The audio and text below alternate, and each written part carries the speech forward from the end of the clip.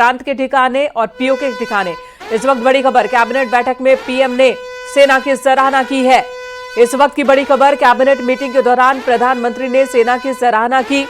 Joint operation के लिए पाकिस्तान में आतंकी कैंप्स के खिलाफ स्ट्राइक के लिए प्रधानमंत्री ने सेना की सराहना की कैबिनेट मीटिंग के दौरान।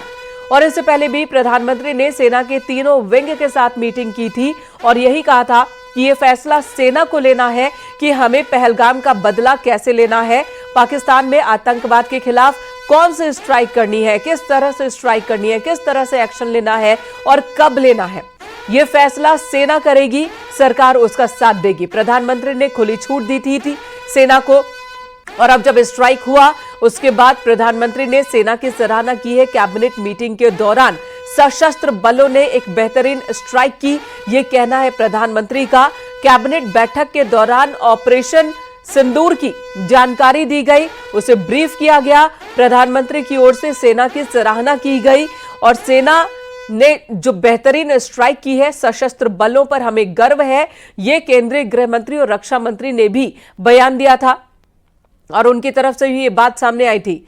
और अब प्रधानमंत्री भी कह रहे हैं सेना ने एक बेहतरीन स्ट्राइक की है, एक ऐसी स्ट्राइक जिसका जवाब पाकिस्तान के पास है नहीं। वो सोचने को मजबूर हो गया है कि आखिर कैसे वो अपने इस अपमान का बदला ले और बदला ले पाएगा या नहीं, यह भी एक बड़ा सवाल पाकिस्तान के सामने खड़ा है। क्योंकि जो स्ट्राइक की गई पाकिस्तान में मौजूद आतंकी कैंप्स के खिलाफ, उसमें एक भी सिविलियन को चोट नहीं पहुंची है, ना ही किसी पाकिस्तानी सैनिक को चोट पहुंची है, ना ही पाकिस्तान के किसी सैन्य प्रतिष्ठान को नुकसान पहुंचा है, ना ही वहां के हवाई अड्डों को नुकसान पहुंचा है। यानी ऐसी एक भी एक्टिविटी भारतीय सेना की ओर से नहीं की गई है जिसे यह कहा जा सके कि भारत ने पाकिस्तान पर युद्ध छेड़ दिया। यानी ऐसा कोई भी मौका भारतीय सेना ने पाकिस्तान को नहीं दिया है कि वो ये जता सके कि उसके साथ गलत हुआ है, बल्कि सिर्फ पाकिस्तान में मौजूद आतंकी लॉन्च पैड को निशाना बनाया गया, आतंकी ठिकानों को निशाना बनाया गया और ऐसे में पाकिस्तान उनका बचाव भी नहीं कर सकता। पाकिस्तान के सामने रोने के सिवा, गिड़गिड़ाने के सिवा फिलहाल कोई रास्ता नजर नहीं आ रहा है। तो पाकिस्तान ऑपरेशन सिंदूर से इस वक्त दहल उठा है, वहां पर खलबलाहट है, डरी हुई है सेना, डरी हुई है सरकार। ऑपरेशन सिंदूर के बाद आतंकी हमले में मारे गए कानपुर के शुभम द्विवेदी के परिजनों से मिलने पहुंचे विधानसभा अध्यक्ष सतीश महाना। यहां शुभम की पत्नी बेहद भावुक नजर आई, सतीश महाना के गले लगकर रो पड़ी।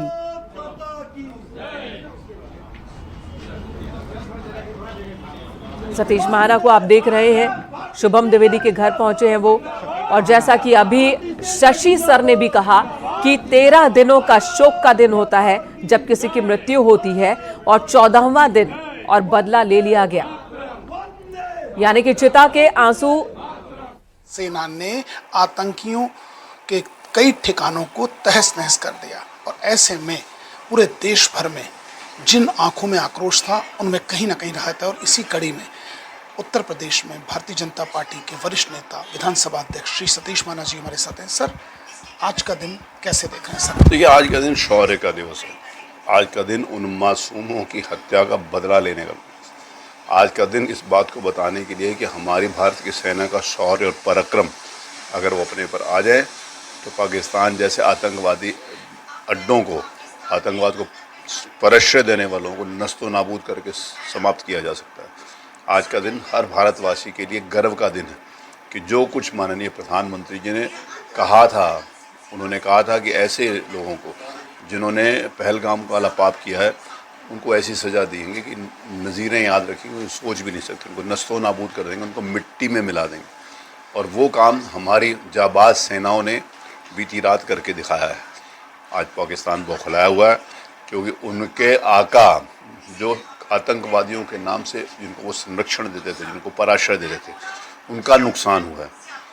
आम व्यक्ति के ऊपर कभी भी भारत की सेनाओं ने कभी भी हमला नहीं किया, लेकिन आतंकवादियों को ना छोड़ने का दृढ़ संकल्प और हमारे यशस्वी प्रधानमंत्री जी का निर्णय, आज सौभाग्य है कि देश को ऐसा नेतृत्व मिला है जो त्वरित निर्णय और कठोर निर्णय लेने में भी पीछे नहीं हटता। जिस समय ये घटना हुई थी उसी दिन माननीय प्रधानमंत्री जी ने भारत विदेश की यात्रा छोड़कर भारत आ गए थे और उन्होंने बिहार की सभा से सार्वजनिक रूप से उस भाषा में जो पूरी दुनिया को समझ में आ सकती होगी, अंग्रेज़ी में भी उसका मैसेज देने का काम किया था कि दुनिया भर के लोगों को ये ना पता चले कि पता नहीं क्या बोले और क्या नहीं बोले।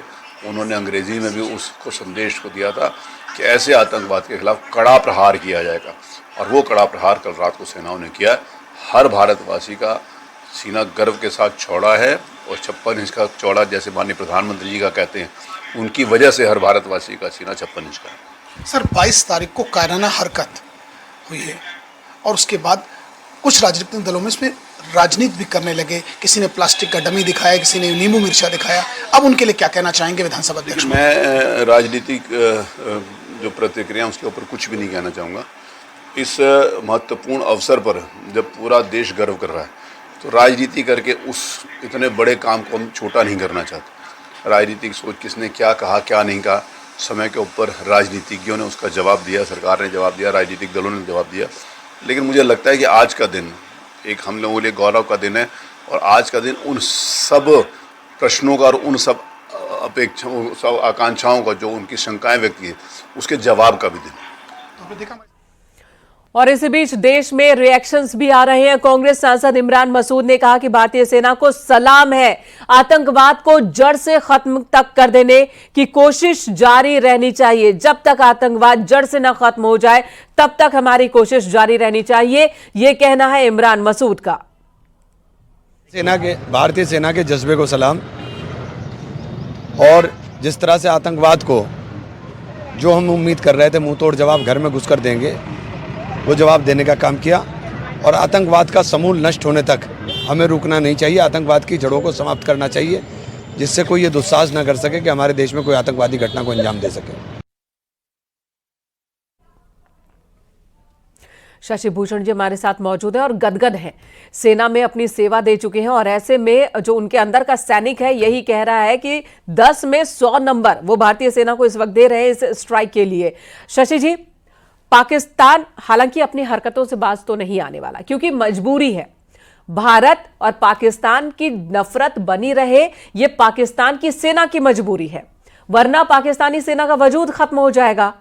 पाकिस्तान में सेना ही मजबूत है, ये हमने देखा है। जब जब पाकिस्तान के किसी प्रधानमंत्री ने, किसी सरकार ने भारत से मजबूत रिश्तों की बात कही है, सेना उसे अपने निशाने पर ले लेती है, और सेना कुछ ऐसा जरूर कर देती है कि उसके वजूद को लेकर पाकिस्तान में बात होती रहे। तो ऐसे में अब सेना इस वक्त चुप है पाकिस्तान की। ये कैसी सेना है? वहां की जनता पूछ रही है कि हमारे हुक्मरान, हमारी सेना, हमारी एजेंसियां क्या कर रही थी जब भारत ने स्ट्राइक कर दिया? ये ऐसी सेना है जहां 4 रोज पहले सेकंड लेफ्टिनेंट सुसाइड कर लेता है और एक सुसाइड नोट छोड़कर जाता है। ये ऐसी सेना है जहां टैक्टिक्स, स्ट्रेटजी, वारक्राफ्ट नहीं पढ़ाया जाता है, जहां उनका सारा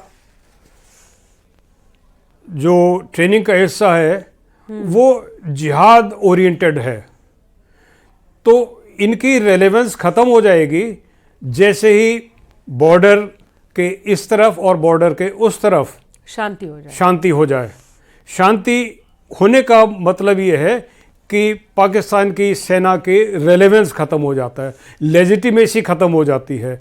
तो इनका ये कहना कि हम भारत के साथ युद्ध करेंगे भले ही बर्बाद हो जाएं, वो घास खाने वाला इनका बयान था, इनके नेता का बयान था। ये मर जाएंगे, लेकिन इनको ये मालूम है कि मरते मरते भी ये वही नारा बुलंद करेंगे जो ये अब तक करते आए हैं। हालांकि आज पाकिस्तान की आम जनता डिसोन करने की पोजीशन में है, चैलेंज कर रही है और अब पूछ रही है कि जब बिल्कुल यही वजह है कि सर कि पाकिस्तान की जनता पूछ रही है कि असीम मुनीर जी आप हैं कहां? आपने अभी कुछ दिनों पहले पाकिस्तान के युवाओं को याद दिलाया था कि 2 नेशन थ्योरी क्या है, हम और भारतीय अलग हैं, वहां और यहां बहुत अंतर है। ये आप हमें समझा रहे थे और कह रहे थे कि हम तो भारत को चुटकी में खत्म कर देंगे, नफरत उकसा रहे थे। लेकिन आज कहां हैं आप? इधर राष्ट्रपति भवन जाएंगे पीएम मोदी, बड़ी खबर इस वक्त आ रही है। थोड़ी देर में राष्ट्रपति भवन के लिए रवाना होंगे प्रधानमंत्री नरेंद्र मोदी। सेना के स्ट्राइक के बाद आज कैबिनेट मीटिंग के दौरान प्रधानमंत्री ने भारतीय सेना की सशस्त्र बलों की तारीफ की, सराहना की। और अब खबर आ रही है कि थोड़ी देर में राष्ट्रपति द्रौपदी मुर्मू से मिलने जाएंगे राष्ट्रपति भवन प्रधानमंत्री नरेंद्र मोदी।